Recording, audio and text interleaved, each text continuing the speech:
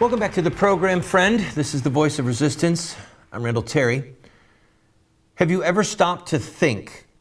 Have you ever stopped to read what some notable leaders in history have said about the use of firearms, the value of firearms, the purpose of firearms, and their connection to freedom or to tyranny?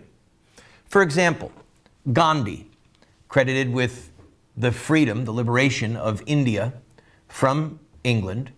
Gandhi was obviously a pacifist. He was committed to nonviolence. But listen to his words from his own autobiography.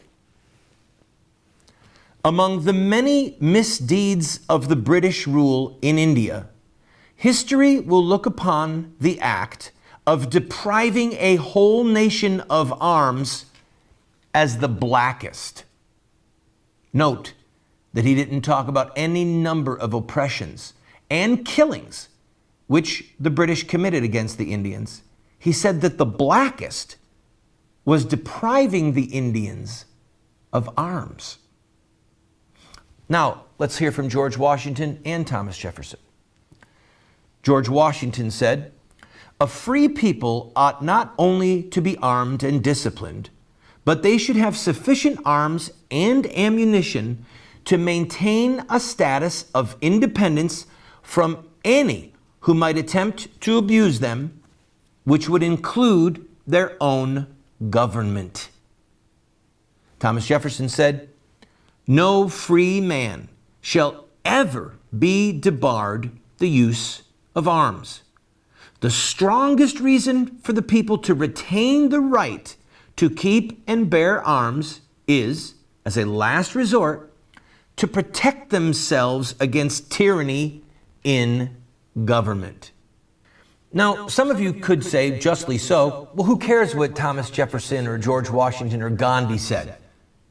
What does the Christian religion teach? Or you might say, how does any of that even bear in on us today? Well, may I remind you that Vice President Joe Biden has just announced that the president is going to act with or without the approval of Congress?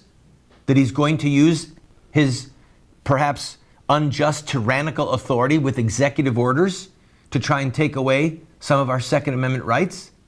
We'll go into that more in tomorrow's show, but you better understand this has direct impact on us today, according to the words of Washington and Jefferson. And I'm going to answer the question about the Christian teaching.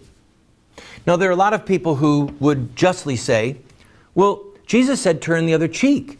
And there's a passage in Isaiah where Isaiah prophesied that people would beat their swords into plowshares and they would beat their spears into pruning hooks. Yes, Isaiah did prophesy that.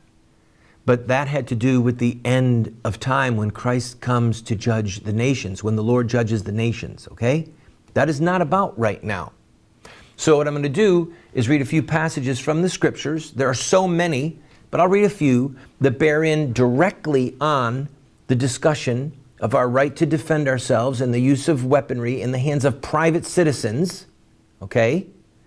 And then at the end of this broadcast, the last segment, I am going to show a batch of assault weapons.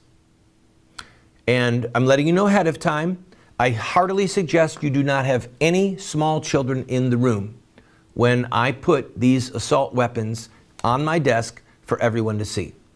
I'll take a quick break.